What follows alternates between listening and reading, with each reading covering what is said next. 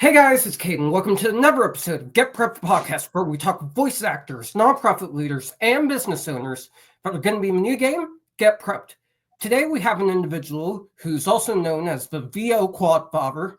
You might know him from Law And Order SVU, a small role in that, but an impactful one. He is Doug Bartling Jr. Thanks for coming on, Doug. Thank you, Caden, for having me, buddy. I appreciate that. Thank you.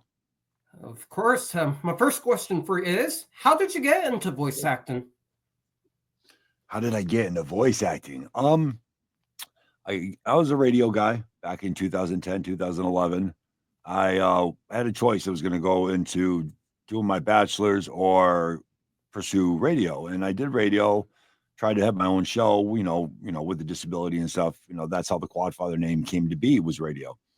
And about a year and a year and a half, I was doing live news weather traffic for a lot of the Albany radio stations up in upstate New York. And then after a while, I was like, yeah, it's not my thing. I wasn't on a show. I wanted my own show. The hours were rough. And then right before I got out of radio, I was offered a show. And then I had to make a choice. It was either the hours and do radio. And I decided not to do it, walked away from radio, got into motivational speaking. And that's how I started taking voiceover classes, probably about 2012. And then I got really, really into it about 7 years ago. And then I just started doing it full time from then. That's an amazing story. And I happen to be a New Yorker myself. I was born in Kingston. I live in Painesville, Ohio now. Okay. So I've been to Albany a couple of times. My next question. Yeah, Kingston's what? Maybe 2 hours like south. I'm pretty sure it's a couple hours away from you, Painesville to Albany. My next question for you is, what was your favorite role to take on in your voice acting career? Oh, man. Geez, I'll tell you. Nothing, what's funny is I did this, I played 3 characters for the Count of Monte Cristo for Little Lucky Productions. And that was amazing because I got to explore my chops. I got to play different characters. Normally I do like automotive, or I'll do like commercial, promo, live announcer.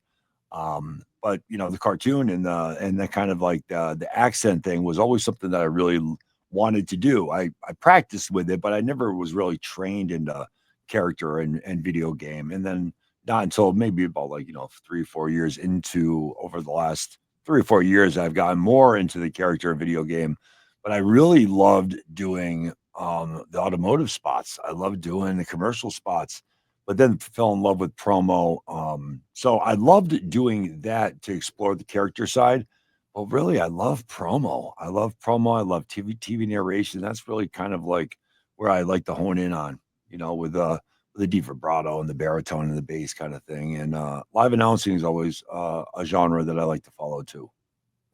Yeah, those are definitely interesting choices. The impact promo has on a commercial.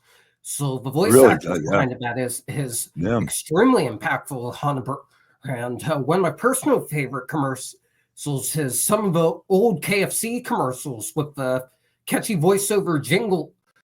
Well, those are extremely impactful. Specifically, though, ones that who wrote the jingle? Luther Vandross, though, old ones that Luther Vandross wrote.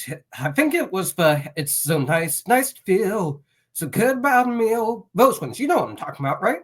I do know what you're talking about. What's funny is Pharrell, he wrote the McDonald's album, or the McDonald's da da da da da. Like, he wrote a lot of the jingles you see now, and I was like, oh wow, I didn't know that. A lot of superstar like R&B singers write a lot of the jingles that we listen to all the time. We never know about it. That's what makes them so catchy. Yeah, my next question for you is, what's a funny or challenging in the booth or on-set moment that you want to share with us? Oh, geez. All right. Well, how personal do you want to get, Caden? Do you want to get, is this a PG-13? No, I'm serious. I'm kidding. I'll tell you one about that happened right on the Law and Order set. I brought my one assistant down, and I wasn't doing my spot until like day 3. So we're on day 2, and I'm part of the jury foreperson. I'm reading the final verdict at the end of the episode. Is he guilty? Is he not guilty? And I'm going to my dressing room. I get to the dressing room, and there's a change of clothes there. Well, my assistant just saw a change of clothes there. And she said, you got to change.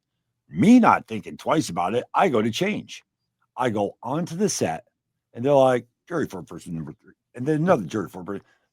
10 people literally on different spots were like, why is he wearing this shirt?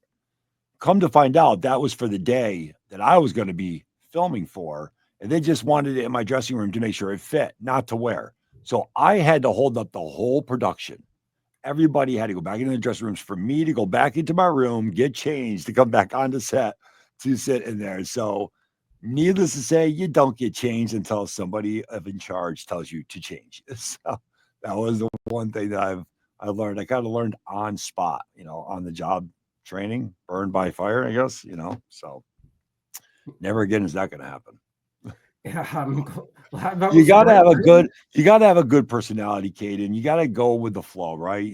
Things are going to happen, problems are going to occur, and you got to be able to just go with it. Life is hard, life is challenging, but you got to just take it and let it build character. When bad things happen or when embarrassed things happen, you got to take it off the chin. You got to say, okay, I wish that didn't happen, but it's a good story to tell down the road, so, and you try to live your best life just by trying to just do the best you can as a person, let alone somebody in an acting industry or voice acting or whatever your said field is, or what you're trying to do for life. Yeah, I definitely feel that, and I absolutely agree with you on that. My next question for you is, what's something that you do outside of acting that people may not know you're into? Well, being a quadriplegic, I'm very fortunate enough that I dove in shallow water 18 years ago, and I broke my neck, and that's how the Quadfather came, with radio. But you learn a lot about life as you do it. So things that I've done along the way is I've always tried to push myself. I was an athlete, I was a sports guy in construction. I like to play on toys and stuff. So I rode a mechanical bull about 8 to 10 years ago, and I fractured my left hip from riding it. I rode it 3 times. And so I challenged myself there. When I go to Disney World with the family, I'll ask somebody in line to help me get onto a roller coaster. I'm 6'5", 280 pounds. So, and I'm completely paralyzed. So like when I go and do stuff, I want to try it. So my mechanical bull riding days are over. Riding roller coasters is fun, but I can get on them, no problem. It's getting off of them is my problem. So, but you do it, right? You do it. I just drove to Canada for a voiceover retreat last month, which is 10 hours. So that was kind of a good good test. So it's those kind of things. I try to swim if I can, and I really just want to try to see what I can do and what I'm capable of doing and what I'm not capable. I'd rather try and fail than not try at all, Yeah, and I So that's definitely kind of respect that.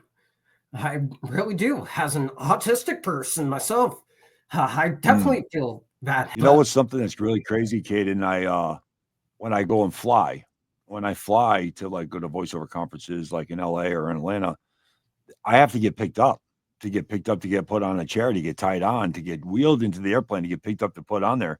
And if they're not ready for me, they're, everybody has to be on, the same, pattern. Everybody's got to be on the same wavelength when we're transferring me over on things. But like I said, I would rather go after and do it and struggle doing it to say I did it and I went through it and I did it and I came out, and I've met the most beautiful people in the voiceover industry because of those challenges that I've said, you know what? Nope, I'm going to try it. And now I welcome the trials, welcome the challenges. yeah, and that's an amazing thing. Like I said, I'm on the spectrum, and I went through a time where I didn't even want to bother trying to socialize anymore because social skills were just super duper intimidating to me. But now I got And them. and now look at what you're doing, Kaden. That's amazing. You should be so proud of yourself. Yeah, I absolutely For am. real. The last Yeah, question and you for you should be. is, if you could take on any voice role, past or present, who would it be and why? Past or present, I'm gonna tell you this. Goofy. I would like to be Goofy. I'll when I was at voiceover VO Atlanta, I got to meet Bill Farmer, the voice of Goofy, and Daniel Ross, the voice of Donald Duck. And they did a cameo for me. And my kid's favorite was Goofy and Donald. So they did a cameo for me, and you hear, "Hi, Otis. Hiya, Megan. It's your old pal Goofy." And I was like, "Oh my God, I want to be that." So just for paying homage to Bill Farmer, I would love to be Goofy one of these times. So there you go. I guess that would be the character I would play. And that's a good or at least choice, try to.